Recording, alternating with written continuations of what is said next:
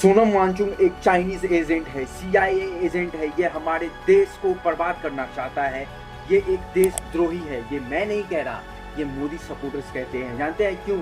सिर्फ इसीलिए क्योंकि वो सरकार से सवाल पूछ रहे हैं। अगर सरकार से सवाल पूछना ही देशद्रोह है तो फिर डेमोक्रेसी का क्या ही मतलब रह गया है हमारे भारतवर्ष में आज। एक तरफ सोनम वांगचुक जैसे इंजीनियर, इनोवेटर और एजुकेशन इन्फॉर्मर को प्रोटेस्ट के दौरान महीनों तक डिटेंशन में रखा जाता है। एक ऐसा इंसान जिसने हजारों बच्चों की जिंदगी बदल दी, जिसके नाम पर 400 से ज्यादा पेटेंट्स रजिस्टर्ड है। दूसरी तरफ कौन है? गुरमीत राम रहीम, जो एक कन्विक्टेड रेपिस्ट और मर्डरर है। उसे बार बार पेरोल पर छोड़ दिया जाता है बाहर। क्यों? क्योंकि वो एक पॉलिटिकल पार्टी को बाहर में वोट दिला सकता है। अब अगर आप इस तरीके के सवाल पूछेंगे तो आप भी जो है वो एंटी नेशनल हो जाओगे। पर बॉस, सवाल तो पूछना पड़ेगा।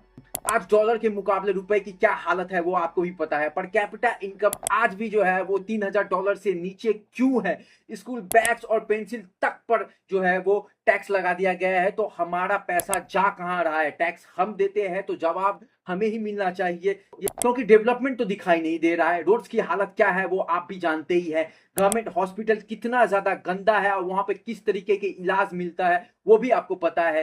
एयर पॉल्यूशन में भारत का रैंक सबसे ऊपर क्यों आता है? जिस राम मंदिर के नाम पे बीजेपी सरकार में आई, उसी राम मंदिर में जो है वो आज चोरी हो रहा है। और जब आप ये सवाल पूछते हैं ना, धर्मेंद्र प्रधान, नितिन गडकरी, निर्मला सीतारमण, ये सारे के सारे हाईली इनकॉम्पिटेंट मिनिस्टर्स हैं। और ये हमारे कैबिनेट में जो है वो सेंट्रल मिनिस्टर हैं। आप समझ सकते हैं क्यों ना हो ये सेंट्रल मिनिस्टर, जब हमारे सत्ताधीश पे ही जो है अपने छवि को चमकाने के लिए 3000 करोड़ से ज्यादा खर्च कर दिया, वो भी भारत जैसे गरीब देश में। लोकतंत्र में सरकार भगवान नहीं होता। सरकार पब्लिक के वोट से बनती है और पब्लिक के प्रति जवाबदारी उनकी बनती है। और आज अगर भगत सिंह होते ना तो ये लोग उन्हें भी एंटी नेशनल बोलते, उन्हें एक चाइनीज एजेंट बोल देते।